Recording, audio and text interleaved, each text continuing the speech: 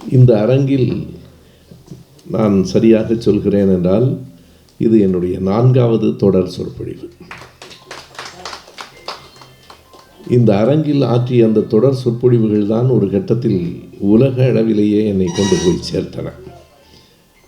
முதலாக உலக விடுதலை போராளிகள் என்று 11 அமர்வுகள் இந்த அரங்கில் பேசினேன்.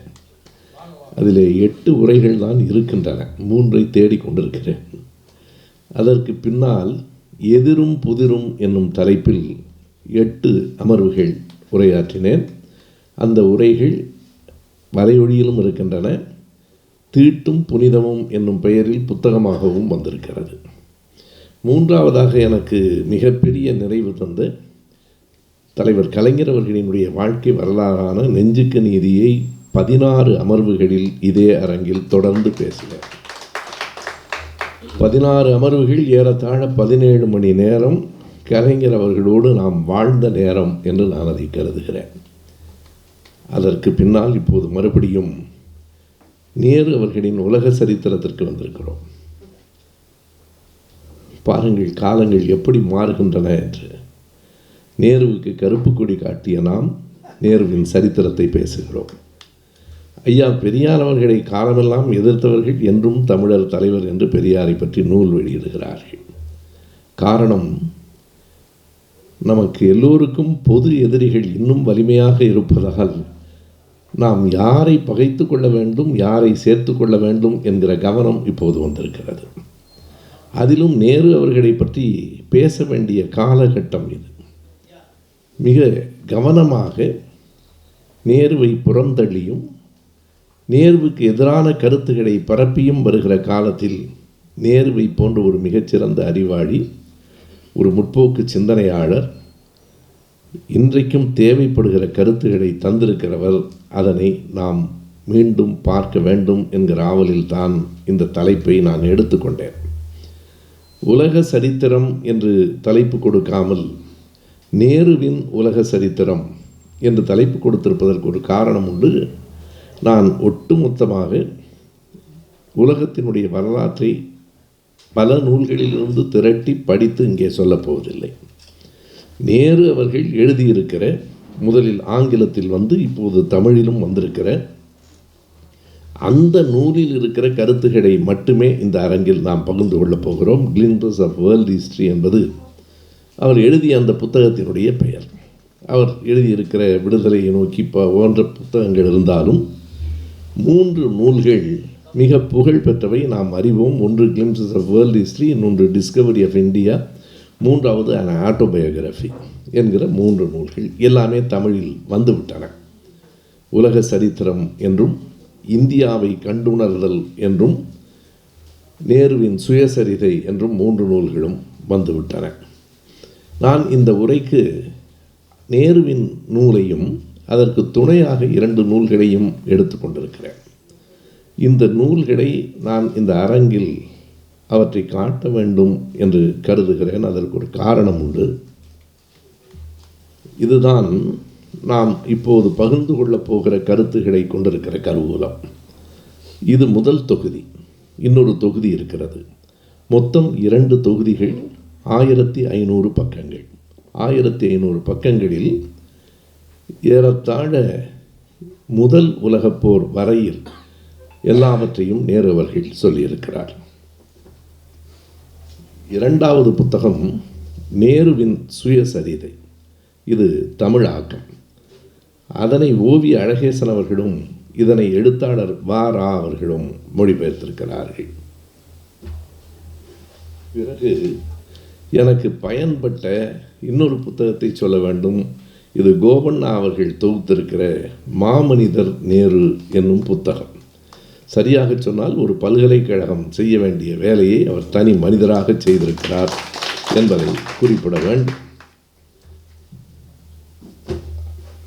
அவரையும் பாராட்டுவதற்காகவும் அவருக்கும் நன்றி சொல்வதற்காகவும் இந்த நூல்களை இந்த அரங்கில் காட்டுகிறேன். வலையொலிகளில் பார்க்கிற நண்பர்களும் கூட இந்த புத்தகங்களை வாங்கி பயன்பெற வேண்டும் என்பதற்காக. அதுவும் கோபண்ணா அவர்கள் தொகுத்திருக்கிற அந்த புத்தகத்தில் இருக்கிற படங்கள் அதற்கு முன்னால் நான் எங்கும் பார்த்திராத படங்கள். மிக அரிய புகைப்படங்களின் தொகுப்பு. டேராடூன் சிறையில் நேரு அவர்கள் அமர்ந்திருக்கிற போது கீழே நேரு என்று எழுதியிருப்பதால் தான் தெரிகிறது, இல்லையானால் அவர் நேரு என்று நமக்கு தெரியாது. அதுபோல மிக பல அரிய புகைப்படங்களை இந்த புத்தகம் கொண்டிருக்கிறது. இவை மூன்றையும் வைத்துக்கொண்டு நான் நேரு எழுதியிருக்கிற உலக சரித்திரம் பற்றி மட்டுமே பேச இருக்கிறேன். நேரு அவர்களே சொல்லுகிறார், இது ஒரு வரலாற்றாசிரியன் எழுதுகிற புத்தகம் போல அமையவில்லை. நான் என் மகளுக்கு எழுதிய கடிதங்கள் இவை, அதுவும் சிறையிலிருந்து எழுதியவை. அதை எல்லோரும் அறிவோம். நேரு அவர்கள் சிறையில் இருந்து இத்தனை செய்திகளையும் தொகுத்து எழுதியிருக்கிறார். எனவே அவரே குறிப்பிடுகிறார், இதில் சிலவற்றை நான் தோராயமாகத்தான் எழுதுகிறேன், எனக்கு தேவையான எல்லா புத்தகங்களும் கிடைக்கவில்லை, கிடைத்த புத்தகங்களை வைத்துக்கொண்டு நான் எழுதியிருக்கிறேன். மிக வியப்பான செய்தி, இப்படி ஒரு புத்தகத்தை எழுதுவதற்கே ஒரு மிகப்பெரிய படிப்பும் அறிவும் தேவை. இன்றைக்கும் கூட நாம் கவிதை எழுதலாம் என்றால் பூங்காவுக்கு போகலாம், அல்லது அறை எடுத்துக்கொண்டு வசனம் எழுதலாம் என்று தான் இயல்பாக எழுதுகிறோம். அப்படி ஒரு புறச்சூழல் தேவைப்படுகிறது. ஆனால் சிறையில் அமர்ந்து கொண்டு உலக வரலாற்றை ஒரு மனிதனால் எழுத முடிகிறது என்பதே வியப்பானது. அதிலும் அவர் குறிப்பிடுகிறார், இதனை நான் என் மகளுக்காக எழுதினேன். பிறகு புத்தகமாக வருகிற போது தன் சொந்த உணர்ச்சிகள் பல அதற்குள் படிந்திருப்பதை என்னால் பார்க்க முடிகிறது. ஒரு தந்தைக்கும் மகளுக்குமான கடிதங்களில் குடும்ப உறவுகள், மன உணர்வுகள் வெளிப்படும். இவற்றையெல்லாம் நீக்கிவிடலாமா என்று நினைத்தால் அது இன்னொரு மிகப்பெரிய பணியாக இருந்தது. எனவே அப்படியே இருக்கட்டும் என்று விட்டுவிட்டேன். என் மகளுக்கு, என் பிள்ளைக்கு எழுதிய இந்த கடிதங்கள் எல்லா பிள்ளைகளுக்கும் பயன்படட்டும் என்றுதான் அவர் முன்னுரையிலே சொல்லுகிறார். இந்த கடிதங்கள் எல்லாம் நமக்கு வந்து சேருமா என்பதல்ல, அவருடைய மகளுக்கே போய் சேருமா என்கிற சந்தேகம் அவருக்கு இருந்தது. அந்த முதல் வரியே முன்னுரையில் இப்படித்தான் தொடங்குகிறது. I do not know when and where these letters will be published or whether they will be published at all என்று எழுதுகிறார். இந்த கடிதங்கள் எல்லாம் எங்கே, எப்பொழுது இவை வெளியாகும் என்பதோ அல்லது வெளியாகுமா என்பதோ கூட எனக்கு தெரியாது. இரண்டாவது முக்கியமானது, அது வெளியாகுமா என்பது கூட தெரியாது. இருந்தாலும் எனக்கு எழுத தோன்றியவைகள் எல்லாவற்றையும் எழுதுகிறேன் என்று வரலாற்றை தன் மகளுக்காக எழுதுகிறார். எத்தனை வயது மகள்? அப்போது அவருடைய மகளுக்கு வயது 13. அவர் தொடர்ந்து சிறையில் இருந்தவர். அவருடைய சுயசரிதத்தை படிக்கிற போது தலைப்புகளே சிறைவாசம், மீண்டும் சிறைவாசம், மீண்டும் சிறைவாசம், மீண்டும் மீண்டும் சிறைவாசம், இப்படி பல முறை சிறைக்கு சென்றவர். 1921 தொடங்கி 46 வரைக்கும் இடைப்பட்ட 25 ஆண்டுகளில் கோபண்ணா அவர்கள் தேதிகளோடு நாட்களோடு எண்ணி பதிவு செய்திருக்கிறார். மொத்தம் நேரு அவர்கள் 3529 நாள்கள் சிறையில் இருந்திருக்கிறார். 3529 நாள்கள் என்றால் நாம் வகுத்து பார்க்கலாம். 8 ஆண்டுகள் 9 மாதம் 28 நாள்கள் சிறையில் இருந்திருக்கிறார். எனவே ஒரு மனிதன் தன் வாழ்நாளில் இத்தனை ஆண்டுகள் சிறை என்றால் இன்றைக்கு இருக்கிற சிறை இல்லை, 50 ஆண்டுகளுக்கு முன்னால் இருந்த சிறையும் இல்லை. ஒரு நூற்றாண்டுக்கு முன்னால் ஆங்கிலேயர்களின் காலத்தில் சிறைகள் எப்படி இருந்தன என்பதை நாம் அறிவோம். அந்த சிறைவாசத்திலே தான் அவருக்கு இவ்வளவையும் எழுத வேண்டும் என்று தோன்றியிருக்கிறது. ஆகையினால் நேரு அவர்களுக்கு நம்முடைய தலைதாழ்ந்த நன்றியை இந்த அரங்கில் முதலில் நான் பதிவு செய்கிறேன். அறிவு பரவிட வேண்டும் என்கிற எண்ணத்தில் தான் அதை எழுதியிருக்கிறார். இந்த கடிதங்கள் 1930ஆவது ஆண்டிலிருந்து எழுதப்பட்ட கடிதங்கள். அவர் முதலாக 1921இல், பிறகு 22இல் சிறைக்கு போயிருக்கிறார். அவர் குறிப்பிலே எழுதுகிறார், நான் முதல் 2 சிறைவாசங்களில் நிறைய படித்தேன். அப்போது புத்தகங்களை கொடுத்தார்கள், படித்தேன். பிறகு இந்த சிறைவாசத்தில் தான் எழுதத் தொடங்குகிறேன் என்கிறார். நினைவில் வைத்துக்கொண்டு எழுதுகிறேன். நான் முதலில் எடுத்த குறிப்புகள் சிலவற்றை அனுமதித்ததால் அவற்றை வைத்துக்கொண்டு எழுதுகிறேன். எப்படி இந்த செய்திகளை எல்லாம் தொகுத்தேன் என்பதை மிக நேர்மையாக அவர் சொல்லுகிறார். முதல் கடிதம் 1930ஆவது ஆண்டு அக்டோபர் மாதம் 26ஆம் தேதி. இன்றைக்கு நம்முடைய உரை எப்படி அமையப்போகிறது என்றால், அவர் நைனி என்கிற சிறையில், உத்தரப்பிரதேசத்தில் நைனி என்கிற சிறையில் இருந்தபோது எழுதிய கடிதங்கள் 19. அந்த 19 கடிதங்களை பற்றி மட்டுமே நாம் இப்போது பார்க்க போகிறோம். இந்த அமர்வு 1 மணி நேரம். இதுபோல 6 அல்லது 8 அமர்வுகளில் இந்த உரைகள் அமையும். இந்த 19 கடிதங்களில் 18 கடிதங்கள் ஒரே மாதத்தில் எழுதப்பட்டவை. நான் இப்போது குறிப்பிடுகிற முதல் கடிதம் மட்டும் 1930 அக்டோபர் 26 பிறந்த நாள் வாழ்த்து என்கிற தலைப்பில் எழுதுகிறார். அதில் வரலாற்று செய்திகள் எதுவும் இல்லை. இந்திராவுக்கு, தன் மகள் இந்திராவுக்கு ஒரு வாழ்த்து செய்தியை, அவருடைய பிறந்த நாள் நவம்பரில் தான் வருகிறது, ஆனாலும் அக்டோபரில் எழுதினால்தான் அது போய் சேரும். சிறை அனுபவம் நம்மிலேயே பலருக்கு உண்டு, எனக்கும் உண்டு. 1.5 ஆண்டுகள் சிறையில் இருந்திருக்கிறேன், 7-8 முறை சிறையில் இருந்திருக்கிறேன். நமக்கு வருகிற எந்த கடிதத்தையும் எல்லோரும் ஒரு 10 பேர் படித்து பார்த்து விட்டு தான் தருவார்கள். அது காதல் கடிதமாக இருந்தாலும் எல்லோருக்கும் போய் வரும். மனைவிக்கு எழுதுகிற கடிதமும் எல்லோருக்கும் போகும். அதற்கு பின்னால் அந்த கடிதத்திற்கு முத்திரை குத்தி அதை தருவார்கள். எனவே போய் சேர்வதற்கு 10-15 நாட்கள் ஆகலாம் என்று நேரு அவர்கள் கருதி இருக்கக்கூடும். எனவே அக்டோபர் 26 எழுதுகிறார். அதற்கு பிறகு 2 மாதங்கள் கடிதங்கள் இல்லை. 1931 ஜனவரியில் தொடங்கி தொடர்ந்து கடிதங்கள். அந்த கடிதங்கள் ஜனவரி 1 முதல் 26 வரை எழுதப்பட்ட 26 நாள்களில் எழுதப்பட்ட கடிதங்கள் 18. அந்த 18 கடிதங்கள் தான் இந்த அமர்வில் நான் பார்க்க போகிறவை. ஒரே மாதத்தில் இத்தனை செய்திகளை அவர் எழுதியிருக்கிறார் என்பது ஒரு மிகப்பெரிய வியப்பான செய்தி. அப்படி அவர் 1931 ஜனவரி 1 ஒரு புத்தாண்டு வாழ்த்துகளோடு அந்த கடிதத்தை தொடங்குகிறார். தொடங்குகிற போதே நேரு அவர்கள் சொல்லுகிறார், இந்த கடிதங்களெல்லாம் உனக்கு பிடிக்குமோ பிடிக்காதோ, கால வரலாற்று குறிப்புகள் பல நேரங்களில் சலிப்பை தரும், ஆனாலும் வரலாறு இல்லாமல் இந்த உலகம் இல்லை, அதை நாம் அறிந்து கொள்ள வேண்டும். உனக்கு விருப்பமில்லை என்றாலும் எழுத வேண்டியதும் பிள்ளைக்கு சொல்ல வேண்டியதும் ஒரு தந்தையின் கடமை என்பதால் நான் சொல்லுகிறேன். இருந்தாலும் நான் அறிவேன், நீ சில வரலாற்று புத்தகங்களை படித்து கொண்டிருக்கிற காட்சியை நான் பார்த்திருக்கிறேன். எனவே இந்த கடிதங்கள் உனக்கு பயனுடையதாக அமையும் என்று நினைக்கிறேன். நான் இப்படி சொல்லுவதால் உலகத்தில் உள்ள எல்லாவற்றையும் அறிந்தவன் என்னும் பொருளில் நான் இதனை எழுதவில்லை. அவ்வளவு பெரிய அறிவாளிகளெல்லாம் உலகத்தில் கிடையாது. சொல்லிவிட்டு அடுத்ததாக குறிப்பிடுகிறார், அடிக்கடி ஒரு யுவான் சுவாங் கதையை பற்றி நீயும் நானும் பேசியிருக்கிறோம், உனக்கு நினைவு இருக்கலாம். இந்திரா காந்திக்கு எழுதுகிறார். அதுவே மகிழ்ச்சியாக இருக்கிறது. அப்பாவும் பிள்ளையும் உலக வரலாறு பற்றி பேசிக்கொண்டிருக்கிறார்கள், அதுவும் 13 வயது பிள்ளையோடு. யுவான் சுவாங் கதையை எழுதுகிறார். அது ஒரு வேடிக்கையான கதை. யுவான் சுவாங் எழுதியிருக்கிற அந்த கதை ஒரு பெரிய அறிவாளி என்று நினைத்து கொண்டிருக்கிற ஒருவனை பற்றி. அவன் தன்னுடைய இடுப்பில் செப்பு தகடுகளை கட்டி கொண்டிருக்கிறான், தலையில் ஒரு தீப்பந்தத்தை வைத்து கொண்டிருக்கிறான். இது என்ன ஒரு வினோதமான கோலம் என்று கேட்கிற போது அவன் சொல்லுவான், என்னிடத்தில் அறிவு நிரம்பி இருக்கிறது, அறிவை கட்டுப்படுத்த வேண்டும், இல்லையானால் செப்புத்தகடுகளை கட்டிக்கொள்ளவில்லை என்றால் என் வயிறு வெடித்து விடும். அதற்காக பாதுகாப்புக்காக செப்புத்தகடுகளை கட்டியிருக்கிறேன். இருள் சூழ்ந்த உலகத்திற்கு, அறியாமை நிறைந்த உலகத்திற்கு வெளிச்சம் தருவதற்காக தலையில் தீப்பந்தம் வைத்திருக்கிறேன். சொல்லிவிட்டு யுவான் சுவாங் சொல்லுவார், அவன் எவ்வளவு பெரிய அறிவாளி என்பதற்கு ஒரே ஒரு எடுத்துக்காட்டு, அறிவு நிரம்பினால் வயிறு வெடித்து விடும் என்கிறானே, அங்கே இருக்கிறது. அவன் மூளை வெடித்து, தலை வெடித்து விடும் என்று சொன்னால் கூட குற்றம் இல்லை. அறிவு மிகுந்தால் வயிறு வெடித்து விடும் என்கிறான். தெரியவில்லை, அவன் ஒரு 20,000 புத்தகங்களை படித்திருக்க கூடும். எனவே அதனால் ஒரு குழப்பமும் ஏற்பட்டிருக்கான். அவ்வளவு படித்ததற்கு பிறகு வயிறு வெடித்து விடுமோ என்று அவன் கருதி இருக்கலாம். இந்த கதையை எடுத்து காட்டிவிட்டு நேரு சொல்லுகிறார், இதை நான் வேடிக்கைக்காக சொல்லுகிறதில்லை, தலை வெடித்து போகிற அளவுக்கு அறிவாளிகள் உலகத்தில் இல்லை.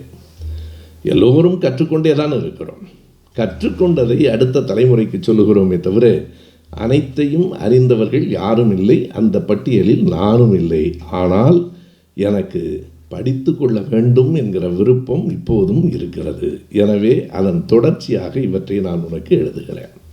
எனவே தன் கடிதத்தை பற்றி அவர் 2 செய்திகளை குறிப்பிடுகிறார். ஒன்று, இது தனி மனித பார்வையோடும் தனி மனித உணர்வுகளோடும் கலந்து எழுதப்பட்ட வரலாறு. என் பார்வையில் எழுதப்பட்டது, தோராயமானது. இரண்டாவது, இது ஒரு மிகப்பெரிய அறிவாளி அறிவு நிறைந்து வெளிப்படுத்துவதற்காக எழுதியதில்லை, தன் மகளோடு பகிர்ந்து கொள்வதற்காக எழுதப்படுகிற கடிதங்கள். இவை இரண்டு தான் தொடக்கம். அதற்கு பிறகு வருகிற போது அவர் தெளிவாக சொல்கிறார், ஒரு 4 நாகரிகங்களை நாம் தெரிந்து கொண்டுதான் உலக வரலாற்றை தொடங்க வேண்டும். ஒன்று கிரீஸ், இன்னொன்று எகிப்த், மூன்றாவது இந்தியா, நான்காவது சீனா என்கிற 4 நாகரிகங்களை எடுத்துக்கொள்கிறார். சீனாவினுடைய வரலாற்றை இதில் சொல்லியிருக்கிறார் இந்த கடிதங்களிலேயே. இதில் கிரீஸ் என்பது ஒரு மிகப்பெரிய தொன்மை வாய்ந்தது, பழமையானது. இந்த 4 நாகரிகங்களும் இன்னும் வேறு பெயரில் சொல்ல வேண்டுமானால் இதனை மெசபடோமியா நாகரிகம் என்று சொல்லுவார்கள். கிரேக்க நாகரிகம், மெசபடோமியா நாகரிகம், கீழை நாகரிகம், இந்திய சீன நாகரிகங்கள் என்று சொல்லுவார்கள். இந்த நாகரிகங்கள் மிக பழமையானவை. இந்த நாகரிகங்களுக்கு சொந்தக்காரர்களான மக்களுக்கு இதனால் ஒரு மிகப்பெரிய பெருமை ஏற்படுவது இயல்பு. இது அல்ல, இதற்கு அடுத்தவர் சொல்லுகிற செய்தி தான் மிக முக்கியமானது. பழமையானவைகள் தொன்மையானவைகளை பார்த்து பெருமைப்படுவது சரி, ஒன்றும் பிழையில்லை. ஆனால் கவனமாக இருக்க வேண்டும். இந்த பழமையில் நன்மைகளும் உண்டு, தீமைகளும் உண்டு. பழமை இறுக்கத்தை உருவாக்கும். எனவே எதை நாம் நினைவில் வைத்துக் கொள்ள வேண்டும்? பழமையை பாராட்டி கொண்டே இருக்கக்கூடாது. இந்த வரியை நான் நினைவிலிருந்து அப்படியே சொல்லுகிறேன். அவர் குறிப்பிடுகிறார், ஒருவேளை இந்த பழைய மரபுகள், பழைய வழக்கங்கள் இவையெல்லாம் நவீனமான முன்னேற்றத்திற்கு எங்காவது தடையாக இருக்குமானால் அவற்றை அறுத்தெறிய ஒரு நாளும் தயங்கக்கூடாது. இதுதான் அவர் சொல்லிக் கொடுத்திருக்கிற மிக அருமையான பாடம். பழமையை பாராட்ட வேண்டாம் என்று சொல்லவில்லை, தொன்மையினுடைய சிறப்பை குறைத்து மதிப்பிடவில்லை. ஆனால் பழமையை, தொன்மையை பாராட்டுகிற அதே வேளையில் அது நவீனமான முன்னேற்றத்திற்கு எங்கேனும் தடையாக இருக்குமானால் அதை அறுத்தெறிவதற்கு ஒரு நாளும் தயங்கக்கூடாது என்பதையும் அவர் குறிப்பிடுகிறார்.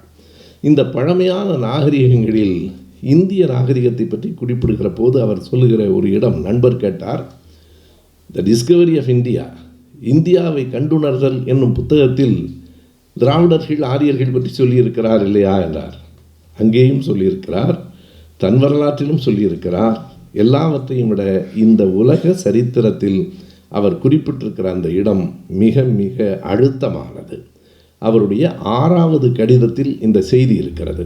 இந்த 6வது கடிதம் இந்த புத்தகத்தில், உலக சரித்திரத்தில் இருக்கிற கடிதங்களில் 6வது கடிதம் எழுதப்பட்ட நாளில் இன்னொரு வியப்பு இருக்கிறது. ஜனவரி 10. இன்றைக்கு ஜனவரி 11 நாம் இருக்கிறோம். 1931 ஜனவரி 10 எழுதப்பட்டிருக்கிற அந்த கடிதத்தில் அவர் குறிப்பிடுகிறார். இந்த வரிகளையே நான் சொல்லுகிறேன், இந்த வரிகளை நீங்கள் படித்து பார்க்கலாம். இது போன்ற அல்ல, இந்த சொற்களையே அவர் பயன்படுத்தி இருக்கிறார். இந்தியாவுக்குள் ஆரியர்கள் வந்து சேருவதற்கு முன்பு இங்கு பரவியிருந்த மிக பழமையான நாகரிகமே திராவிட நாகரிகம்.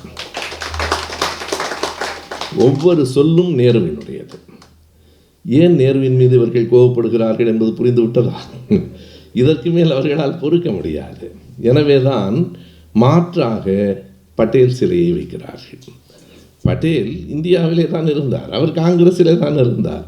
அவர் ஒன்றும் ஆர்எஸ்எஸ்காரர் அல்ல. அவருக்கு சில சாய்வுகள் இருந்தன, அதை நான் மறுக்கவில்லை. ஆனாலும் நேருவுக்கும் பட்டேலுக்கும் இடையில் அப்படி ஒரு பெரிய முரண்பாடு இல்லை. ராசா அவர்கள் நேருவின் இலக்கு ஏளனம் என்பது ஏளனமும் இலக்கும் ஏளனமும், நேருவின் சிந்தனை இலக்கும் ஏளனமும் என்கிற ஒரு சிறு நூலில் நேரு பட்டேலுக்கு இடையில் இருந்த ஒற்றுமையான இடங்களை தெளிவாக குறிப்பிட்டிருக்கிறார். ஆனால் இவர்கள் காந்திக்கும் நேருவுக்கும் மாற்றாக பட்டேலை நிறுவ வேண்டும் என்று கருதுகிறார்கள். அதனால்தான் அந்த நர்மதை ஆற்றில், குஜராத்தில் நர்மதை ஆற்றில் எவ்வளவு உயரமான சிலை, 35 கிலோமீட்டர் உள்ளே ஒரு தீவில். அந்த சிலையின் உயரம் என்ன என்றால், அமெரிக்காவில் இருக்கிற சுதந்திர தேவியின் சிலையை விட உயரம், சீனாவில் இருக்கிற புத்தர் சிலையை விட உயரம். உலகத்திலேயே மிக உயரமான சிலை என்று கருதப்பட்டது அமெரிக்காவினுடைய சுதந்திர தேவியின் சிலை. அது 182 மீட்டர். அதற்கு பிறகு சீனாவில் இருக்கிற புத்தரின் சிலை தான் 300 மீட்டருக்கு மேலே. பட்டேலின் சிலை 597 மீட்டர், ஏறத்தாழ அது 5000 அடிகளுக்கு உயர்ந்து நிற்கிற ஒரு சிலையாக இருக்கிறது. 500 அடி, 133 அடிக்கு திருக்குறளில் வள்ளுவருக்கு சிலை வைத்ததற்கு இங்கே பல விமர்சனங்களை செய்து கொண்டிருக்கிறது. இன்றைக்கு இந்தியாவில் அல்ல உலகத்திலேயே உயரமான சிலை பட்டேல் சிலை தான். ஏன் அவ்வளவு உயரமான சிலை வைத்தார்கள் என்பதற்கான விடை 2019 அந்த சிலை திறக்கப்பட்ட போது பிரதமர் மோடி அவர்கள் ஆற்றிய உரையில் இருக்கிறது. அவர் அந்த உரையில் மிக தெளிவாக சொல்கிறார், எதற்காக பட்டேலுக்கு இவ்வளவு பெரிய சிலை என்றால், ஒரே இந்தியா உயர்வான இந்தியா என்பதை இந்தியாவில் இருக்கிற அனைவரும் ஏற்க வேண்டும் என்பதற்காகத்தான் இந்த சிலை. ஒரே இந்தியா தான். ஏனென்றால் பட்டேல் தான் இந்தியாவில் இருக்கிற 562 சமஸ்தானங்களையும் ஒருங்கிணைத்தார்.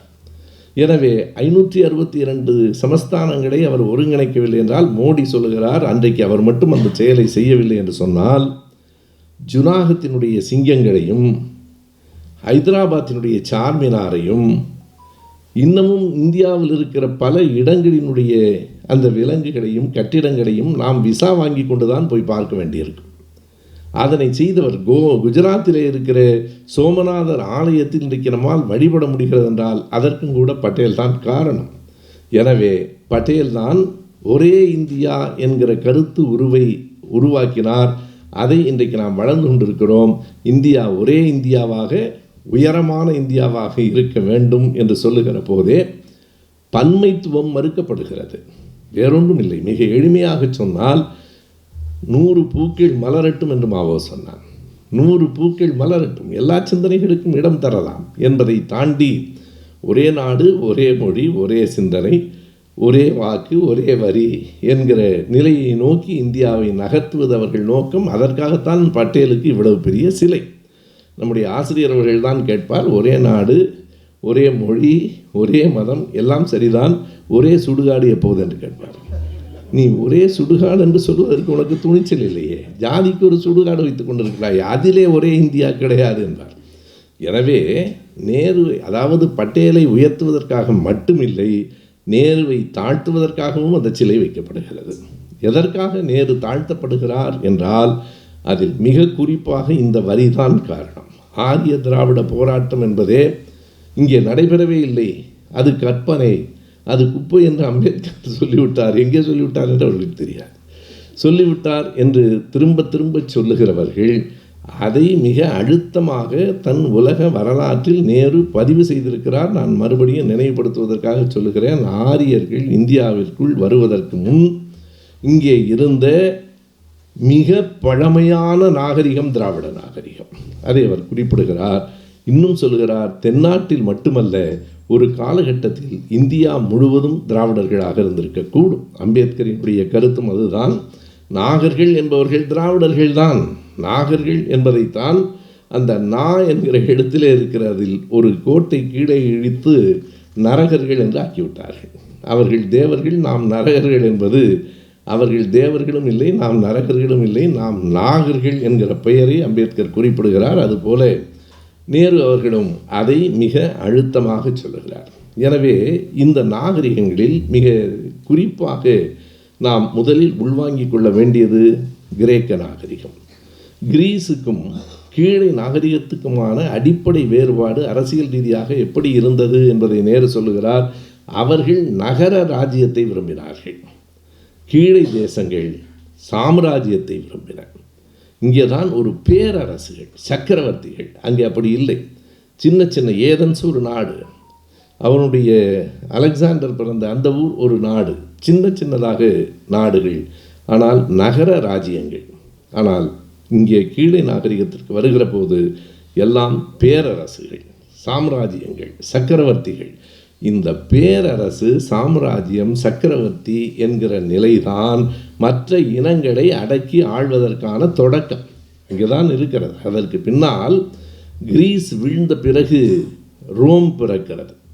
ரோமாபுரி ஒரு கட்டத்தில் ஐரோப்பாவுக்கு தலைநகரமாக ரோமாபுரியும் கிரேக்கமும் தான் இருக்கின்றன. அவை கொஞ்சம் கொஞ்சமாக குறைந்து போகின்றன. அதற்கு பின்னால் மத்திய ஆசியாவிலே வேறு வேறு நாகரிகங்கள், புதிய நாகரிகங்கள், குறிப்பாக பாபிலோனியா, அசீரியர்கள், அதற்கு பின்னால் இன்னமும் அங்கே இருக்கிற எகிப்தியர்கள் என்று பலரையும் குறிப்பிடுகிற போது பாபிலோனியர்களை பற்றி ஒரு செய்தியை நேரு தருகிறார். எந்த ஒரு சமூகம் கூடுதலாக களிப்பில் திளைக்கிறதோ அந்த சமூகம் வீழ்ச்சியை நோக்கி போகும். அதற்கு பாபிலோனியாவை விட மிகச்சிறந்த எடுத்துக்காட்டு இல்லை. அங்கே பாபிலோனியர்கள் மிகப்பெரிய செல்வத்தோடு, மிகப்பெரிய செல்வாக்கோடு, இன்னமும் சொன்னால் காம களியாட்டங்களோடு வாழ்க்கை என்பதே வெறும் மகிழ்ச்சிக்குரியது தான் என்று கருதினார்கள். மதங்களில் கூட அப்படித்தான். வைதிகத்துக்கும் சமணத்துக்கும் இடையில் இருந்த நேர் எதிரான கருத்துகள். வைதிகம் என்பது முழுக்க முழுக்க கடியாட்டமே வாழ்க்கை என்று சொன்னது. சோமபானமும் சுறாபானமும் எந்த நேரமும் கடியாட்டமும். சமணம் நேர் எதிராக சொல்லிற்று. உன்னை வருத்தி கொள்வது தான் சரி, ஒரு நாளும் மகிழ்ச்சியில் திளைக்கக்கூடாது, மகிழ்ச்சியையே ஏற்கக்கூடாது என்றது சமணம், மகிழ்ச்சியிலேயே திளைக்க வேண்டும் என்றது வைதீகம். இரண்டுக்கும் இடையிலே தான் புத்தர் சொன்னார் நடுப்பாதையில் நட என்று. நடுப்பாதையில் நட என்று புத்தன் சொன்னது வைதீக மரபும் வேண்டாம், சமண மரபும் வேண்டாம், இயல்பாக இரு. புத்தனினுடைய அறிவுரைகளிலேயே மிகப்பெரிய அறிவுரை எது என்று கேட்டால் இயல்பாக இரு என்பதுதான். இயல்பாக இருப்பது கடினமா? இயல்பாக இருப்பது தான் கடினம். எல்லோருக்கும் நாம் எண்ணி பார்த்தால் வாழ்க்கையிலேயே இயல்பாக இருப்பது தான் கடினம். ஒவ்வொரு இடத்திற்கும் நாமே ஒவ்வொரு முகம் வைத்திருக்கிறோம். ஒவ்வொருவரை பார்க்கிற போதும் ஒவ்வொரு மாதிரியாக பேசுகிறோம். ஒவ்வொரு இடத்திலும் ஒவ்வொரு மாதிரியாக விடுத்துகிறோம். புத்தன் சொன்னான் இயல்பாக இரு. எளிமையாக இருப்பது எல்லாம் அதில் அடங்கும். இயல்பாக இருந்தால் அது எளிமையாக இருக்கும். இயல்பாக இருந்தால் அது உண்மையாக இருக்கும். இயல்பாக இருந்தால் அது வலிமையாக இருக்கும். இயல்பாக இருப்பதற்கு என்ன செய்ய வேண்டும் என்றால் நடுப்பாதையில் நட என்று புத்தன் சொன்னான். இப்படியும் அப்படியும் துருவங்களுக்கு போகாதீர்கள். வாழ்க்கை என்பதே துருவத்தை நோக்கி போகக்கூடாது என்பதுதான். எனவே அப்படிப்பட்ட ஒரு தத்துவத்தை சொன்னது. அதற்கு முன்னால் பழமையான வரலாற்றில் நாம் முதலில் எடுத்துக்கொள்ள வேண்டியதில் ஒன்று சீனாவினுடைய வரலாறு. நேரு சொல்லுகிறார், இயேசுவுக்கு 5000 ஆண்டுகளுக்கு முன்பிருந்தே சீனாவின் வரலாறு தொடங்குகிறது. சீன வரலாறும் சீன நாகரிகமும் மிக பழைய. ஆனால் அவர்கள் அதை ஒழுங்குபடுத்தவில்லை. மேற்கு நாடுகள், ஐரோப்பியர்கள் மிக தெளிவாக வரலாற்றை ஒழுங்குபடுத்தி வைத்துக் கொண்டதைப் போல சீனர்களும் இல்லை. இந்தியாவை பொறுத்தளவு நமக்கு வரலாற்று அறிவு என்பதே மிக மிக குறைவாக இருக்கிறது. காலத்தை குறித்து வைப்பது பழக்கமாகவே இல்லை. P.T. Srinivasan Iyengar the history of the Tamils என்கிற புத்தகத்தினுடைய முன்னுரையில் எழுதுவார், ஒரு வரலாற்று ஆராய்ச்சிக்கு காலம்தான் கண்கள் என்றால் இந்திய வரலாறு பெரும்பாலும் குருடாகவே இருக்கிறது என்றார். பெரும்பாலும் குருடாகத்தான் இருக்கிறது. இன்னமும் நம்மால் திருவள்ளுவரின் காலத்தையே இறுதி செய்ய முடியவில்லை. நீங்கள் 5000-7000 ஆண்டுகள் அல்ல, நாம் கிமு 31 என்று சொல்லுகிறோம். வையாபுரியார் கிபி 5 என்கிறார். ஆளாளுக்கு ஒரு தேதியை சொல்கிறோம் என்றால் இங்கே காலத்தை குறித்து வைப்பது இன்னமும் நமக்கு பழக்கமாக இல்லை. ஆனால் நம்மை விட சீனர்கள் மேல்தான் முதலாக அங்கே யோ வம்சம், YOA, யோ வம்சம் அவர்கள்தான் ஆண்டார்கள். பிறகு இசையா வம்சம், அடுத்து வந்தவர்கள் இசையா வம்சம். இசையா வம்சத்துக்கு பிறகு நீண்ட நாட்கள் சீனத்தை ஆண்டவர்கள் ஷாங் வம்சம். நான் எல்லாவற்றையும் விரைவாக சொல்லிக் கொண்டு போகிறேன். அதற்கு 2 காரணம். அனைத்தையும் சொல்லி முடிக்க முடியாது என்பது ஒன்று, நாம் ஒவ்வொருவரும் படிக்க வேண்டும் என்பது 2. இது தொட்டு காட்டுவதற்கான அரங்கம்தான். இசையா ஷாங் வம்சம். ஷாங் வம்சம் 640 ஆண்டுகள் சீனத்தை ஆண்டது. அதற்கு பின்னால் வந்த அந்த சவ் வம்சம்தான் அவர்களையும் தாண்டி 827 ஆண்டுகள் ஆண்டன. இந்த ஷாங் வம்சத்தை கவுத்து விட்டு சவ் வம்சம் வருகிற போது இயல்பாக அது நடந்து விடவில்லை, ஒரு புரட்சிக்கு பின்னால் அது நடந்தது. இதை பல இடங்களில் புரட்சியை பற்றி வலியுறுத்தி நேரு சொல்லுகிறார். இன்னமும் வெளிப்படையாக ஒரு இடத்தில் சொல்லுகிறார், நீ எந்த பக்கம் என்று கேட்டால் என்றைக்கும் நான் பாசிசத்தின் பக்கம் இல்லை, நான் பொதுவுடைமையின் பக்கம் என்று பொதுவுடைமை என்கிற சொல்லையே அவர் குறிக்கிறார். நான் பாசிசத்தின் பக்கம் இல்லை, பொதுவுடைமையின் பக்கம். அவருக்கு பொதுவுடைமையின் மீது எந்த அளவுக்கு ஈர்ப்பு இருந்தது என்பதற்கு ஒரு எடுத்துக்காட்டு இந்திரா காந்தி அவர்களுக்கு எழுதுகிற முதல் பிறந்த நாள் வாழ்த்தில் அவர் சொல்லுகிறார், நீ பிறந்த ஆண்டு 1917. அந்த ஆண்டினுடைய சிறப்பு உனக்கு தெரியுமா? அந்த ஆண்டில் தான் ரஷ்யாவில் லெனின் என்னும் மாமனிதன் ஒரு புரட்சியை செய்து அங்கே இருக்கிற மக்களை அடிமைத்தனத்திலிருந்து விடுவித்தான்.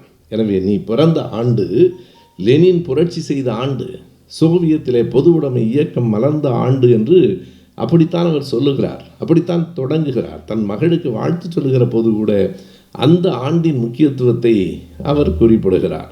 எனவே அப்படிப்பட்ட ஒரு செய்தி இந்த வரலாறுகளை சொல்லிக்கொண்டு வருகிற போதே அவர் முதலில் குறிப்பிட்டதைப் போல இந்த தனி மனித உணர்வுகள் எப்படி குறுக்கிடுகின்றன என்பதற்காக ஒரு செய்தியை சொல்கிறேன். அவர் குறிப்பிடுகிறார், நாளைக்கு நீங்களெல்லாம் என்னை வந்து பார்க்க போகிற நாள் உனக்கு தெரியுமா?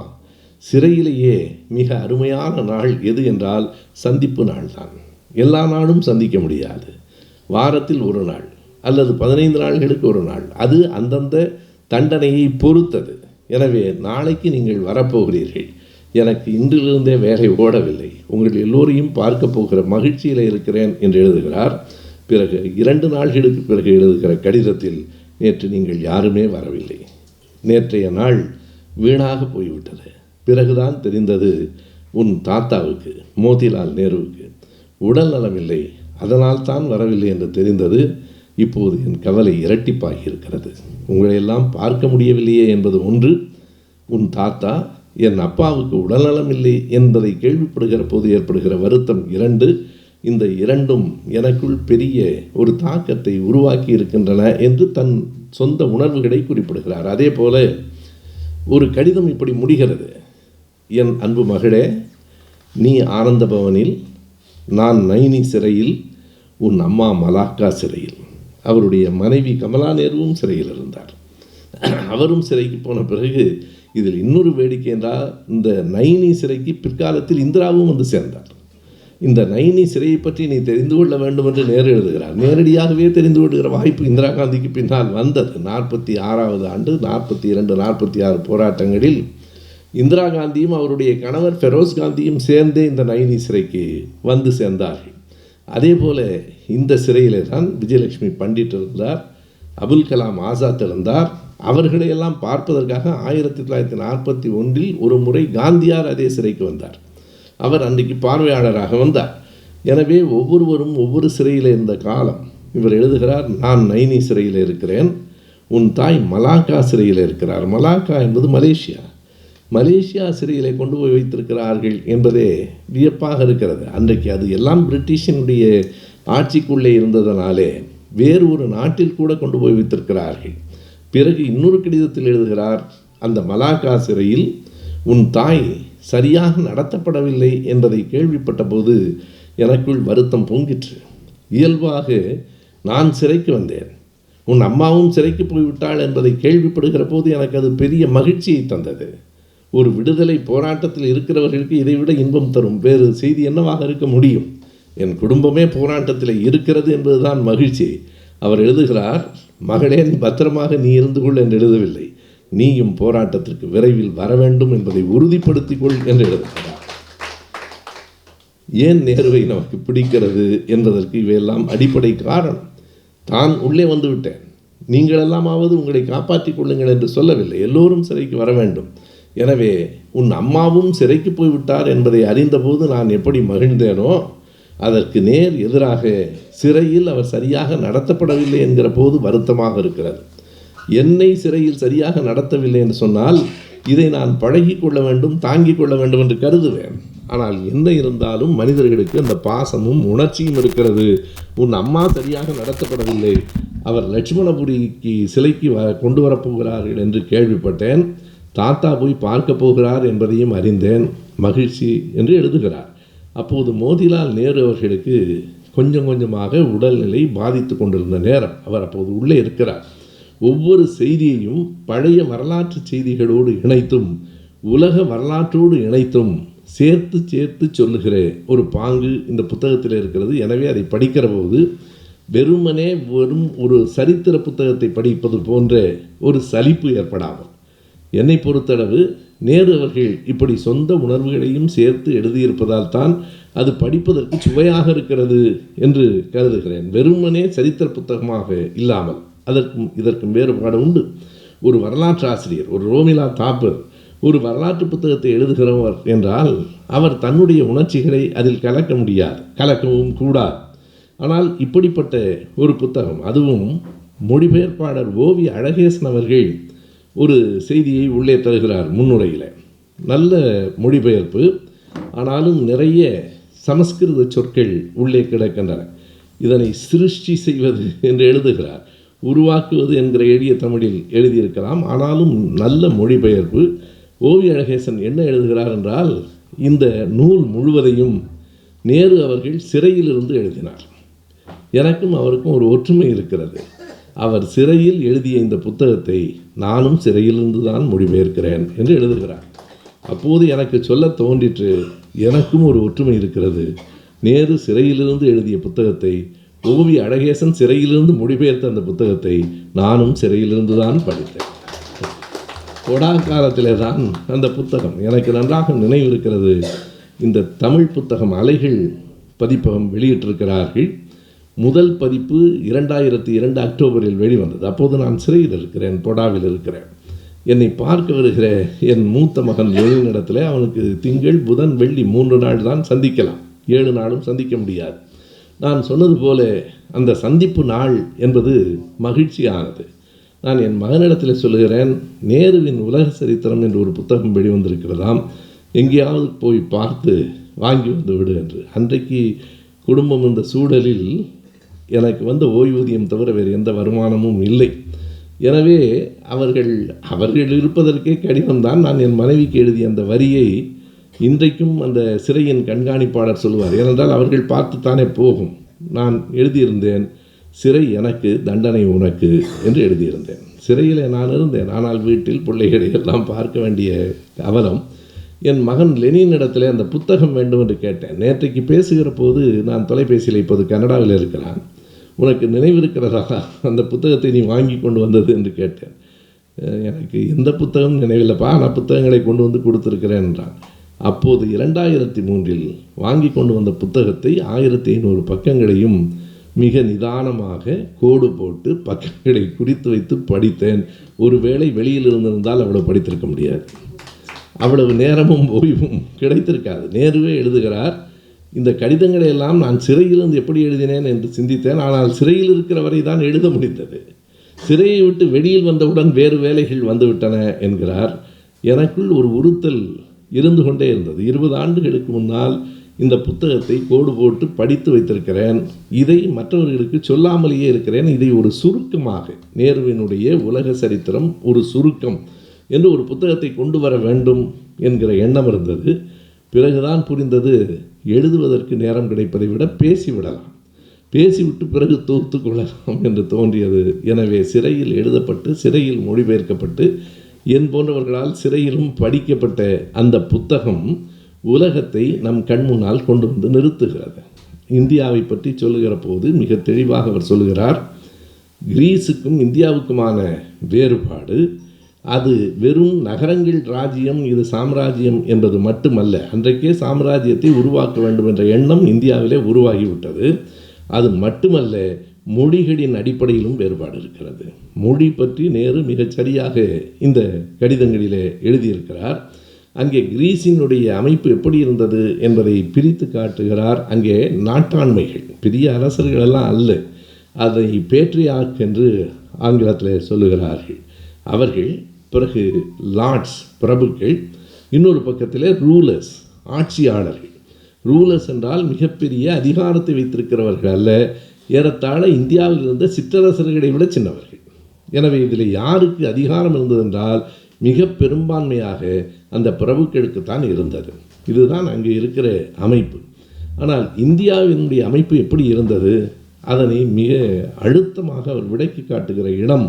ஒருவேளை இது திடலில் பேசுவதற்குத்தான் மிகச்சரியான புத்தகமோ என்று எனக்கு தோன்றுகிறது. கௌடில்யரை, அதாவது சாணக்கியரை பற்றி விரிவாக எழுதுகிறார். மொழி குடும்பம் பற்றி சொல்லுகிற போது இந்தியாவில் குறிப்பாக 2 மொழி குடும்பங்கள் இருந்தன.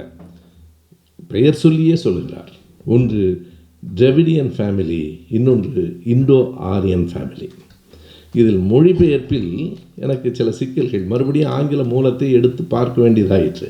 சிலவற்றை மொழிபெயர்ப்பாளர்கள் மொழிபெயர்ப்பாக இல்லாமல் மொழி ஆக்கமாக சொல்லிவிடுகிறார்களோ என்கிற அச்சம். ஏன் அந்த அச்சம் எனக்கு வந்ததென்றால், புல்லாய் பூண்டாய் என்று தொடங்குகிற மாணிக்கவாசகர் பாட்டை அழகேசன் அவர்கள் மேற்கோள் காட்டுகிறார். நேரு அதை சொல்லியிருப்பதற்கு வாய்ப்பில்லை என்று தான் கருதுகிறேன். மூல நூலை பார்க்க வேண்டும். ஆனால் இது மூல நூலில் இருக்கிறது. உடனடியாக சரிபார்த்து விட்டேன். Dravidian family and Indo Aryan family, இந்தோ ஆரிய குடும்பம் சொல்லிவிட்டு அடுத்ததாக சொல்லுகிறார், இந்தோ ஆரிய குடும்பத்தினுடைய மூத்த மொழி சமஸ்கிருதம், திராவிட மொழிகளில் மூத்த மொழி தமிழ். இதை விட தெளிவாக எப்படி சொல்ல முடியும்? இரண்டையும் சொல்லிவிட்டு இதற்கு அடுத்ததாக இன்னொரு செய்தியும் சொல்லுகிறார். தமிழ் உள்ளிட்ட திராவிட மொழிகள் உள்ளிட்ட பெயரையே குறிப்பிடுகிறார். தெலுங்கு, மலையாளம், கன்னடம் உள்ளிட்ட அனைத்து மொழிகளும் சமஸ்கிருதத்திலிருந்து வந்தவை என்கிற எண்ணம் இங்கே இருக்கிறது என்பது மட்டுமில்லை, அது பரப்பப்படுகிறது. உண்மை அது அல்ல. இந்த குடும்பமும் அந்த குடும்பமும் வேறு வேறு என்கிற கால்டுவெல்லின் கருத்தை அவர் ஏற்றுக்கொள்கிறார். இது வந்தது 20ஆம் நூற்றாண்டில். நமக்கு 19ஆம் நூற்றாண்டிலேயே ஃபாதர் எல்லிஸ், கால்டுவெல் 2 பேரும் சொல்லிவிட்டார்கள். இப்போதெல்லாம் நேருவை மட்டுமல்ல, கால்டுவெல்லையும் சேர்த்துத்தான் கடுமையாக திட்டிக் கொண்டிருக்கிறார்கள். இன்றைக்கு அவர்களுக்கு கலைஞரை விட கால்டுவெல் தான் பெரிய எதிரியாகப்படுகிறார். கால்டுவெல் கருத்தை அப்படியே நேரு ஏற்றுக்கொண்டிருக்கிறார் என்பதற்கும் இந்த புத்தகம் ஒரு சாட்சியாக இருக்கிறது. நாம் உலக சரித்திரம் தானே என்று கருதினாலும் அதற்குள் இந்த செய்திகளெல்லாம் அடங்கி இருக்கின்றன என்பதை நாம் தான் எடுத்து சொல்ல வேண்டும். ஆகையினாலே அவர் அப்படி மொழி குடும்பங்களாக பிரித்து இதில் இருக்கிற வேறுபாடுகளை சொல்லிவிட்டு, கிமு 6ஆம் நூற்றாண்டு உலக வரலாற்றில் மிக முக்கியமானது. பல தத்துவங்கள் தோன்றிய ஆண்டு, சிந்தனை செல்வம் உருவான ஆண்டு என்று அதை குறிப்பிடுகிறார். அந்த சிந்தனை செல்வம் உருவான ஆண்டு என்று அவர் யார் பெயர்களை குறிப்பிடுகிறார் என்றால், இந்தியாவில் புத்தரும் மகாவீரரும், கிரேக்கத்தில் சாக்ரட்டிஸும் பிளாட்டோவும் அரிஸ்டாட்டிலும், அதற்கு பிறகு மத்திய பகுதியிலே ஜொராஸ்டர், அவர் தொடங்கியது தான் பார்சி மதம். எனவே இவை தத்துவங்களாக பிறந்து மதங்களாக வடிவெடுத்தன. முதலில் தத்துவங்களாகத்தான் பிறந்தன, பிறகு மதங்களாக வடிவெடுத்தன. நாம் பார்க்கலாம், எல்லா மதங்களையும் 2ஆக பிரித்து பார்க்கிறோம். ஒன்று, அது அதனுடைய கோட்பாடு என்ன என்பது. கோட்பாட்டின் அடிப்படையில் பல மதங்கள் அல்லது எல்லா மதங்களும் கூட நல்லவைகளைத்தான் சொல்லியிருக்கின்றன. எந்த மதமும் கோட்பாட்டின் அடிப்படையில் அடுத்தவனை அடிக்க வேண்டும் என்று சொல்லவில்லை. ஆனால் அந்த மதங்கள் நிறுவனங்களாக மாறுகிற போது, இன்ஸ்டிடியூஷன்ஸ் என்று சொல்கிறோமே, நிறுவனங்களாக மாறுகிற போது நிறுவனங்களுக்கே உரிய வலிமையும் பலவீனமும் வந்து சேர்கிறது. எண்ணி பார்த்தால் அதிலே தான் போட்டி வருகிறது, அதிலே தான் பொறாமை வருகிறது. நிறுவனங்கள் கட்சிக்கு ஆள் சேர்ப்பது போல மதத்துக்கு ஆள் சேர்க்கிறார்கள். இன்னமும் மிஸ்டு கால் கொடுக்க சொல்லவில்லை, அவ்வளவுதான். மற்றபடி மதம் மாறலாம். எண்ணி பாருங்கள் நண்பர்களே. ஒரு செய்தியை நான் சொல்லுகிறேன், மதங்களில் இருக்கிறவர்களுக்குத்தான் இந்த போட்டியும் ஒருவருக்கொருவர் எதிரான அழிவு வேலைகளும் நடக்கின்றன என்பதற்கு ஒரே ஒரு சான்று, இன்று வரையில் உலகத்தில் எந்த கோயிலையும் கடவுள் நம்பிக்கை இல்லாதவன் இடிக்கவில்லை. எந்த ஒரு கோயிலையும் கடவுள் நம்பிக்கை இல்லாதவர்கள் இடிக்கவில்லை. இவர்கள் கோயிலை அவர்கள் இடித்தார்கள், அவர்களிடத்தில் இவர்கள் கோயில் கட்டி கொண்டார்கள். இதுதான் நடக்கிறதே தவிர கட்சிகளுக்கும் இந்த மதங்களுக்கும் வேறுபாடு இல்லை. இந்த சிந்தனை செல்வங்களெல்லாம் உருவான ஆண்டு கிமு 6.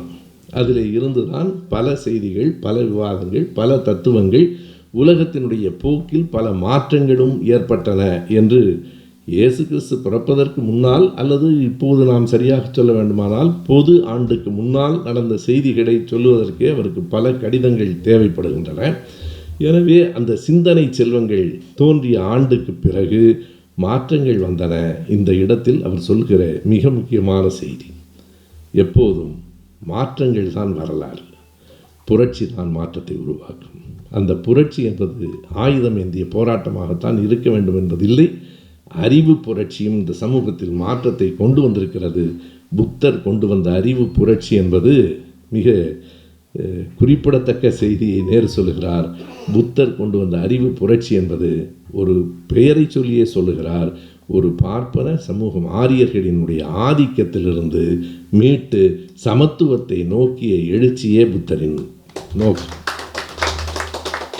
அதில் யாகங்களை சொல்லுகிறார். வருணம் என்பதற்கு நேரு ஒரு விளக்கம் சொல்லுகிறார். இப்போது இருப்பது போல அவை ஜாதி என்று சொல்லப்படவில்லை. வருணங்கள் என்று 4 வருணங்களாக சொல்லப்பட்டன. வருணம் என்றால் சமஸ்கிருதத்தில் நிறம் என்று பொருள். அவர்கள் மற்றவர்களை விட, இங்கே இருந்த திராவிடர்களை விட நிறத்தில் கொஞ்சம் வெளுப்பாக இருந்திருக்கிற காரணத்தால் நிறத்தை வைத்தே இவர்களை மிரட்டியிருக்கிறார்கள். நிறம்தான் அந்த வர்ணாசிரமத்துக்கு அடிப்படையாக இருந்திருக்கிறது. அதில் ஆட்சிக்கு இருந்தவர்களுக்கு அடுத்த இடம் கொடுத்திருக்கிறார்கள். புத்தன் காலத்தில் இந்தியாவில் உழைக்கிற மக்கள் அழுத்தப்பட்டார்கள். அங்குதான் அந்த மாற்றம் வந்தது. அதை நேரு எழுதுகிறார். உழைக்கிற மக்களுக்கு எந்த மதிப்புமற்றவர்களாக, உழைக்கிற மக்கள் வெறும் ஏவலாளர்களாக, உழைக்கிற மக்கள் செல்வத்தின் உடைமையை ஏற்றுக்கொள்ளுகிற தகுதியற்றவர்களாக ஆக்கப்பட்டார்கள். அதனுடைய வளர்ச்சி போக்கில்தான் மௌரிய சாம்ராஜ்யத்தில் சந்திரகுப்தர் என்கிற மன்னர் வந்தார். சந்திரகுப்தரின் காலத்தில் விஷ்ணுகுப்தன் என்கிற ஒரு தந்திரம் நிறைந்த பிராமணன் வந்தான். அந்த விஷ்ணுகுப்தன் தான் கௌடில்யன், கௌடில்யன் தான் சாணக்கியன். சாணக்கியனால் தான் இத்தனை அழிவு வேலைகளும் தொடங்கப்பட்டன. சாணக்கியர்களிடம் எப்போதும் நாம் கவனமாக இருக்க வேண்டும். நம்முடையவர்கள் பல நேரங்களில் அதை புரிந்து கொள்ளாமல் இவர் ஒரு அரசியல் சாணக்கியர் என்று சொல்லுவார்கள். அது பாராட்டில்லை, வசை. அது பாராட்டில்லை, வசை.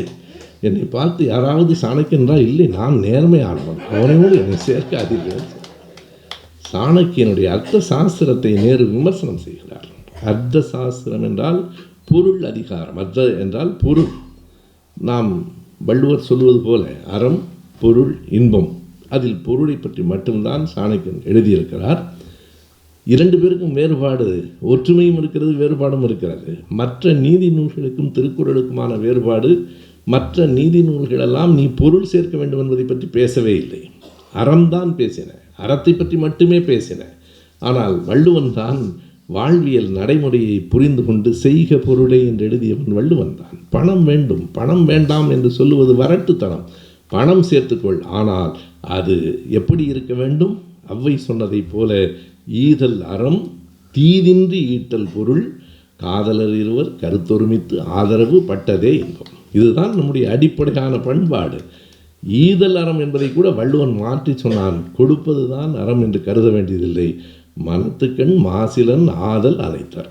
எது அறம் என்றால் மனத்தில் எந்த ஒரு மாசும் இல்லாமல் இருப்பதுதான் அறம். ஈட்டுதல் பொருள், ஆனால் அது தீதின்றி ஈட்டல் பொருள் என்றான் கௌடில்யர். நீ எப்படி வேண்டுமானாலும் பணத்தை சேரலாம், யாரை வேண்டுமானாலும் மிதித்து கொண்டு மேலே ஏறு, நீ தர்மமெல்லாம் பார்க்கக்கூடாது. இதுதான் அவர்கள் சொன்ன தர்மம். நீ எந்த அறத்தையும் நோக்கக்கூடாது, எப்படியாவது அந்த இடத்துக்கு போய் சேர வேண்டும். அந்த இடத்துக்கு எவன் போய் சேர்கிறானோ அவன்தான் எல்லாவற்றையும் பெற முடியும். இது நாம் பிற்காலத்தில் சொல்லி கொண்டிருக்கிறோம். வலிமைதான் வாழும், வலிமையை வளர்த்துக்கொள் என்று மாக்கியவல்லி சொன்னான் என்று. மாக்கியவல்லியிலிருந்து ஹிட்லர் எடுத்துக்கொண்டான் என்று. எல்லோருக்கும் அப்பா இங்கே இருக்கிறான், எல்லோருக்கும் பாட்டன் சாணக்கியன் தான். சாணக்கியனிடத்தில் இருந்து போன செய்திகள் தான் சாணக்கியரை பற்றி. அவன்தான் விஷ்ணுவர்தன், அவன் விஷ்ணுகுப்தன், அவன்தான் கௌடில்யன், அவன்தான் சாணக்கியன். அவனால் இந்த மௌரிய சாம்ராஜ்யம் வழி தவறி போயிற்று. முழுக்க முழுக்க சாணக்கியனுடைய கருத்துக்களை ஏற்றுக்கொண்டுதான் அந்த செயல்பாடுகள் நடைபெற்றன என்பதை சொல்லுகிற போது நேரு சொல்லுகிறார், அந்த பொருள் சேர்க்க வேண்டும் என்பது சரி, ஆனால் அது அறத்தோடு ஒட்டாத பொருளாக, அறம் பற்றி கவலையற்ற பொருளாக ஆயிற்று. பிறகு மௌரிய சாம்ராஜ்யம் கிமு 321 தொடங்கிற்று. 24 ஆண்டுகள் சந்திரகுப்தன் ஆண்டார். நேரு மிகச்சரியாக சொல்லுகிறார், 24 ஆண்டுகள் சந்திரகுப்தர் ஆண்டார், சந்திரகுப்தரின் பெயரில் சாணக்கியர் ஆண்டார். அதுதானே அந்த இடத்தில் ஒன்றை குறிப்பிடுகிறார். நான் எதுவரையில் வரலாறு எழுதப் போகிறேன் என்று தெரியவில்லை. இன்றைக்கு இந்தியா இருக்கிற நிலையில் நேரு எழுதுகிறார், இன்றைக்கு இந்தியா இருக்கிற நிலையில் நாளைக்கு என்ன நடக்கும் என்பதை தீர்மானிக்க முடியவில்லை. 91 ஆண்டுகளுக்கு பிறகும் அப்படித்தான் இருக்கிறது. நாளைக்கு என்ன நடக்கும் என்பதை இப்போதும் நம்மால் தீர்மானிக்க முடியவில்லை. இன்னமும் இந்தியா மாறவே இல்லை. நேரு காலத்தில் இருந்த அச்சம், அவருக்கு இருந்த அந்த பயம் இப்போதும் அப்படியே தான் இருக்கிறது. எனவே சந்திரகுப்தன் உருவாக்கி வைத்தது தான் இந்த செய்திகளெல்லாம் என்பதை விரிவாக சொல்லுகிறார். பிறகு கொரியா, ஜப்பான் வரலாற்றை நான் குறிப்பிடுகிற இந்த 18 கடிதங்களிலேயே எழுதியிருக்கிறார். ஜப்பானை பொறுத்தளவு ஜிம்மு செனான் என்கிற ஒரு அரசன் இருந்தான். ஆனால் சீனாவைப் போல அவ்வளவு தொன்மையான வரலாறு ஜப்பானுக்கு இல்லை, கொரியாவுக்கு இல்லை. வடகொரியா தென்கொரியா என்பதெல்லாம் பின்னால் ஏற்பட்ட பிரிவுகள். அன்றைக்கும் ஜப்பான் சீனாவோடு ஒப்பிடுகிற போது அத்தனை பழமையான அத்தனை தொன்மையான வரலாற்றை உடையதாக இல்லை. அது என்றைக்கும் ஒரு அழிவுக்கு உட்படக்கூடியதாகத்தான் அதனுடைய புவியியல் அமைப்பு இருந்தது. இப்போதும் அப்படித்தான் இருக்கிறது. எந்த நேரமும் எரிமலை வெடிக்கும். ஜப்பானினுடைய சிறப்பே அவர்கள் எரிமலைக்கு இடையிலும் வளர்ந்து கொண்டிருக்கிறார்கள் என்பதுதான். சில நேரங்களில் என்ன ஆகும் என்றால், மிக சுகமாக இருக்கிறவர்கள் வளர மாட்டார்கள். அச்சம் துரத்துகிற போதுதான் வேடிக்கையாக சொல்வதுண்டு. இங்கே இருந்து அந்த சென்ட்ரல் ரயில் நிலையம் வரைக்கும் போக வேண்டும் என்றால் எவ்வளவு நேரம் ஆகும்? நடந்து போனால் 40 நிமிடம் ஆகும். நாய் தூரத்தினால் 10 நிமிடத்தில் போய்விடாது. அது 40 நிமிடம் ஆகாது. எனவே அவர்களை காலம் துரத்திற்று. நீங்கள் இன்றைக்கும் ஆங்கிலேயர்கள் நேரத்தை மிகச்சரியாக பின்பற்றுகிறார்கள், நாம் பின்பற்றுவதில்லை என்று சொன்னால் அதற்கு கூட இயற்கை ஒரு காரணம். ஐயா பெரியார் அவர்கள் தான் சொல்வார், நம் வாழ்வின் பல கூறுகளை தட்பவெப்பம் தீர்மானிக்கிறது. தட்பவெப்பம் தான் தீர்மானிக்கிறது. நான் அங்கே போய் பார்த்த பிறகுதான் தெரிந்தது. அங்கே இருக்கிறவர்களெல்லாம் அந்த கோட்டு பைக்குள் கையை விட்டு கொண்டிருப்பது வெறும் ஒயில், ஒரு ஸ்டைலுக்காக அல்ல, குளிருக்கு அப்படித்தான் முடியும். கையை வைத்திருந்தால் கை விரைத்து போகிறது. எனவே அந்த கோட்டு பைக்குள் கையை வைத்துக் கொள்வது, கோட்டு போட்டுக் கொள்வது, மெதுவாக பேசுகிறார்கள், அவ்வளவுதான் பேச முடியும். நாம் வெயிலோடு விளையாடி, வெயிலோடு உறவாடி, வெயிலோடு மல்லு கட்டி வாழ்கிறவர்கள் கத்தித்தான் பேசுவோம். இயற்கை அப்படித்தான், அவன் மெதுவாகத்தான் பேச முடியும். அந்த பணிக்கு அவ்வளவுதான் வாய் திறக்க முடியும். எனவே அந்த தட்பவெப்பம் அவர்களை என்ன செய்தது என்றால், குறிப்பிட்ட காலத்திற்குள் சுப்பிகளை திரட்டி வைத்துக் கொள்ள வேண்டும். மின்சாரம் எல்லாம் பின்னால் வந்தது. 4 மாதம்தான் அங்கே மனிதர்கள் இயல்பாக நடமாட முடியும். 8 மாதம் பனி அங்கே மனிதர்களை உறைய வைக்கும். 8 மாதத்திற்கு தேவையான நெருப்பை வளர்த்து கொள்வதற்கு சுப்பிகளை இந்த 4 மாதத்துக்குள் திரட்டியாக வேண்டும். அப்படி தவற விட்டவர்கள் அடுத்த 8 மாதத்தில் இருக்க முடியாது. எனவே அவன் ரொம்ப பங்க்சுவலாக இருக்கிறான், வேறு வழி இல்லை. நமக்கு எப்போதும் அப்படி இருந்தால்தான் வியப்பு.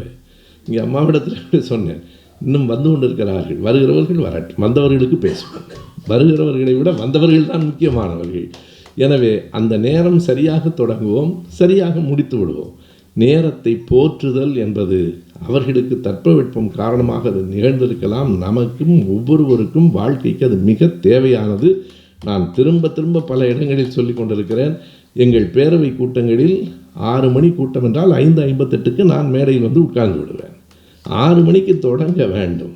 அந்த பழக்கம் நமக்கு வருகிற போது காலத்தை போற்றுதல், நம்முடைய கல்லூரி மாணவர்கள் பிள்ளைகளுக்கு கூட நாம் சொல்ல வேண்டிய செய்தி அதுதான். காலத்தை போற்றுதல் என்பது மிக முக்கியமானது. எனவே அந்த தட்பவெப்ப நிலை, நேருவும் சொல்லுகிறார், மேற்குக்கும் கிழக்குக்கும் பெரிய வேறுபாடு. மேற்கும் கிழக்கும் வரலாற்றில் மாறியிருப்பதற்கு அந்த தட்பவெப்ப நிலையின் மாறுபாடும் ஒரு காரணம். அங்கே இருக்கிற அந்த தட்பவெப்பம் அவர்களின் வாழ்க்கை முறையை அப்படி அமைக்கிறது.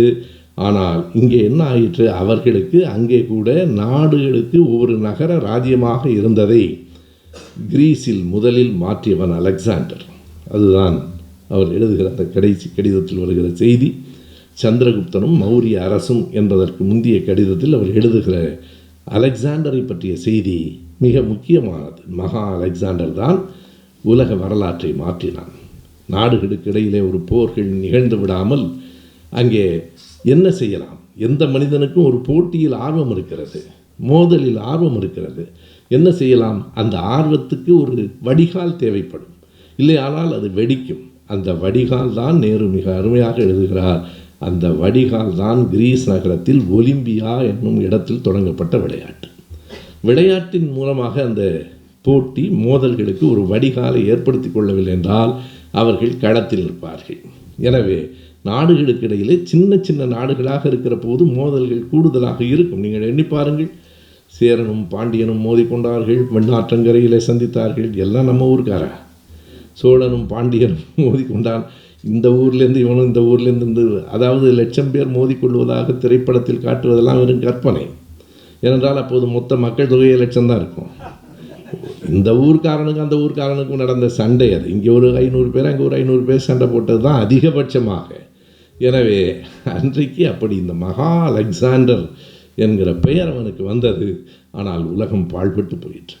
இந்த உலக வரலாற்றில் எல்லோரும் அலெக்சாண்டரை பற்றி எழுதுகிற போது பாராட்டி எழுதுவார்கள். நேரு அதை என்னால் ஏற்க முடியவில்லை என்று எழுதுகிறார். இந்த அலெக்சாண்டரினுடைய போர் வெறி உலக ஒழுங்கை மாற்றிற்று. இப்போதும் நாம் திரும்ப திரும்ப சொல்லுகிறோம். நம்முடைய ஐயா அப்துல் கலாம் அவர்கள் சொல்லியிருந்தால் கூட 2020 இந்தியா வல்லரசாகிவிடும் என்று சொல்லிக்கொண்டே இருந்தார். நல்ல வேளையாக ஆகவில்லை, ஆகாது, ஆகக்கூடாது. இந்தியா மட்டுமல்ல, உலகில் எந்த நாடும் வல்லரசாக ஆகக்கூடாது. நல்லரசுகள் தான் நமக்கு தேவையே தவிர வல்லரசுகள் இல்லை. இதை நேரு எழுதுகிறார். அலெக்சாண்டர் தொடக்கி வைத்த அந்த போர் உலகம் முழுவதும் நோயாக பரவிற்று, தீயாக பரவிற்று. அத்தனை பேருக்கும் அடுத்தவனை அடிக்க வேண்டும் என்கிற எண்ணம் வந்தது. 33 வயது தான் அலெக்சாண்டர் வாழ்ந்தார். 16 வயதில் புறப்பட்டான். 33 வயதில் இந்தியாவிற்கு வந்து, அதுவும் குறிப்பாக போரஸ் மன்னனை வெற்றி கண்டு, போரஸ் மன்னனினுடைய கம்பீரம் அவனை கொண்டு வந்து களத்தில் நிறுத்துகிற போது தர்பாரில் என்ன வேண்டும் என்று கேட்ட நேரத்தில் போரஸ் சொன்னான், நான் போரில் தோற்று போயிருக்கலாம், ஆனாலும் என் மக்களுக்கான தலைவன் நான், என்னை ஒரு மன்னனாகவே நடத்த வேண்டும் என்று போரஸ் சொன்னபோது அவனிடத்தில் நாட்டை திரும்பவும் அலெக்சாண்டர் கொடுத்தான். அதுதான் அவனுக்கு ஒரு திருப்பு முனையாக இருந்திருக்கலாம். அதற்கு பிறகு போர் இல்லை. திரும்புகிற வழியில் பாபிலோனியாவில் காலமெல்லாம் களத்தில் நின்ற அலெக்சாண்டர் காய்ச்சலில் இறந்து போனான். அதுதானே வரலாறு. காலமெல்லாம் களத்தில் நின்ற அலெக்சாண்டர் காய்ச்சலில் இறந்தான். காலமெல்லாம் அஹிம்சையை போதித்த அண்ணல் காந்தி அவர்கள் துப்பாக்கியால் கொல்லப்பட்டார். வரலாறு எவ்வளவு முரணுடையதாக இருக்கிறது பாருங்கள். நான் பல கூட்டங்களில் சொல்லியிருக்கிறேன். அத்தனை அந்த பிரான்ஸ் நாட்டில் பிறந்து ஐரோப்பாவையே கட்டி ஆண்ட நெப்போலியனை பற்றி பின்னால் வருகிறது. படிக்கிற போதெல்லாம் குதிரையில் அமர்ந்து கொண்டே தான் தூங்குவான். என்றைக்கும் எதற்கும் ஓய்வெடுத்ததில்லை. அப்படி ஓய்வெடுக்காமல் பல போர்க்களங்களை கண்ட நெப்போலியன் நாம் அறிவோம். அவனுடைய வாட்டர்லூ என்கிற இடத்தில் ஒரு தோல்வியை கண்டு சென்ட் ஹெலினா என்கிற தீவிலே சிறை வைக்கப்பட்டு 7 ஆண்டுகள் சென்ட் ஹெலினாவில் இருந்தான். அந்த வெப்பம் தாங்காமல் கடுமையான வயிற்று வலி ஏற்பட்டு நெப்போலியன் இறந்து போனான். இறப்பதற்கு முன்னால் நெப்போலியன் தன் மகனுக்கு எழுதிய கடிதத்தில் நீ போர்க்கலைகளெல்லாம் கற்றுக்கொள்ள வேண்டும் என்று எழுதவில்லை, வயிற்று வலி வராமல் பார்த்துக்கொள்ள என்று எழுதினார். நெப்போலியன் கடைசியாக தன் மகனுக்கு கொடுத்த பெரிய அறிவுரை வயிற்று வலி வராமல் பார்த்துக்கொள்ள. அது எவ்வளவு கொடுமையானது தெரியுமா என்று பல போர்க்களங்களை பார்த்த நெப்போலியனால் வயிற்று வலியை வெற்றி பெற முடியவில்லை. அத்தனை களங்களிலும் வெற்றி பெற்ற அலெக்சாண்டர் காய்ச்சலிலே இறந்து போனான். எனவே நேரு சொல்லுகிறார், அந்த போர் வெறியின் தொடக்கமாக அலெக்சாண்டரின் வரலாறு அமைந்தது. எனவே அலெக்சாண்டரை அவர் போற்றவில்லை, அலெக்சாண்டரை பின்பற்றுங்கள் என்று சொல்லவில்லை. இப்போதும் நாம் சொல்லுகிறோம், எந்த நாடும் வல்லரசாக வேண்டாம். இனி இந்த உலகத்தில் ஒரு போரற்ற உலகமே உலகத்தின் நோக்கமாக இருக்க வேண்டும். போர்கள் போதுமானவை. முதல் உலகப் போரும் 2வது உலகப் போரும் ஏற்படுத்திய அழிவுகள், முதல் உலகப் போரின் அந்த அழிவுகளை எல்லாம் நேரு தன்னுடைய புத்தகத்தில் விரிவாக பின்னால் சொல்லியிருக்கிறார். எனவே அப்படிப்பட்ட அழிவுகள் மீண்டும் மீண்டும் இந்த மண்ணில் வேண்டாம். போரற்ற உலகம், அன்பும் மனிதனையுமே இந்த உலகத்தை ஆள வேண்டும். நான் ஒரு முறை கூட்டத்தில் பேசினேன். உலகத்தையே ஆள வேண்டும் என்று நினைத்த மகா அலெக்சாண்டரால் அது முடியவில்லை. உலகத்தை ஆள வேண்டும் என்று நினைத்த நெப்போலியனால் அது முடியவில்லை. ஆனால் கையில் எந்த ஆயுதத்தையும் எடுக்காத தெரசாவால் உலகத்தை ஆள முடிந்தது. அறிவை பரப்பிய வள்ளுவனால் உலகத்தை ஆள முடிந்தது. எனவே அறிவும் அன்பும் தான் உலகை ஆளுமே தவிர வல்லமையும் வலிமையும் போர்க்களமும் உலகத்தை ஆளாது. அந்த செய்தியையும் நேரு அவர்கள் எழுதுகிறார். இறுதியாக அவருடைய நைனி சிறைவாசம் 1931 ஜனவரி 26 முடிகிறது. 1931 ஜனவரி 25ஆம் தேதி தான் அவர் சாணக்கியரை பற்றி, சந்திரகுப்தரை பற்றியெல்லாம் எழுதுகிறார். அதற்கு அடுத்த கடிதம் ஏப்ரலில் வருகிறது. அப்போது நேரு எழுதுகிறார், நான் மறுநாளும் உனக்கு கடிதம் எழுதுவதற்காக அமர்ந்தேன். அது ஜனவரி 26. அப்போது எனக்கு ஒரு செய்தி வந்தது. உன் தாத்தா, அவருடைய உடல்நிலை மிக மோசமாக இருக்கிறது என்று சொல்லி அவரை பார்ப்பதற்காக என்னை விடுவிக்கிறார்கள் என்று சொன்னார்கள். நான் இருந்து புறப்பட்டு ஆனந்த பவனத்துக்கு போகிறேன். நீ அறிவாய், ஜனவரி 26 என்பது அந்த செய்தி அதில் இருக்கிறது. ஜனவரி 26 என்பது நமக்கு எவ்வளவு முக்கியமான நாள் என்பதை நீ அறிவாய். அவர் 47 விடுதலைக்கு பிறகு சொல்லவில்லை, 31 அந்த கடிதத்தை எழுதுகிறார். எனக்கு ஜனவரி 26 1931 எப்படி முக்கியமான நாடாக இருக்கும் என்று கருதினேன். அதற்கு விடை சொல்கிறார். சென்ற ஆண்டு இதே ஜனவரி 26ஆம் நாள் தான் நாம் இந்தியா விடுதலை பெற்ற நாடாக கொண்டாடினோம். எனவே அந்த விடுதலை பெற்ற நாளாக ஒரு நாள் நமக்கு வரும். அந்த கனவுகளோடு தான் நாம் இருக்கிறோம். எனவே இந்த நாளில் எனக்கு இப்போது விடுதலை வந்திருக்கிறது. நாட்டுக்கு விடுதலை வந்திருக்கிறதோ இல்லையோ, எனக்கு விடுதலை வந்திருக்கிறது. எல்லோருக்கும் நாம் தெரிந்த செய்தி தான். இந்திய அரசமைப்பு சட்டம் 1949 நவம்பர் 26ஆம் தேதி குடியரசுத் தலைவரால் கையொப்பமிடப்பட்டு விட்டது. ஆனால் அது ஜனவரி 26 நடைமுறைக்கு வந்ததற்கு இதுதான் காரணம். அப்போது விடுதலை போராட்டம் நடந்து கொண்டிருந்த போதே ஜனவரி 26 ஒரு விடுதலை நாள் என்று அவர்களாக கற்பனையாக அறிவித்திருக்கிறார்கள். எனவே நவம்பர் 26 கையொப்பம் இடப்பட்டாலும் 2 மாதத்திற்கு பிறகு ஜனவரி 26 தான் குடியரசு நாள் என்று அறிவிக்கப்பட்டது. அதை 31 ஜனவரி 26ஆம் தேதி நேரு சிறையிலிருந்து எழுதும்போது எழுதுகிறார். இந்த நாளுக்கு இந்திய வரலாற்றில் ஒரு முதன்மை உண்டு. இந்த நாளில் நாடு எப்போது விடுதலையாகுமோ, இப்போது நான் விடுதலையாகி அப்பாவை பார்ப்பதற்காக தாத்தாவை பார்க்க வருகிறேன் என்கிறார். 1931 பிப்ரவரி 6ஆம் தேதி, அதாவது நேரு வெளியில் வந்த 10வது நாள் மோதிலால் இறந்து போனார். அவருடைய தந்தை மோதிலால் நேரு இறந்து போனார். நைனி சிறையை விட்டு தற்காலிகமாக நேரு வெளியேறியதோடு இந்த அமர்வு நிறைவடைகிறது. மீண்டும் அடுத்த சிறையில் அடுத்த கடிதத்தில் சந்திப்போம். நன்றி.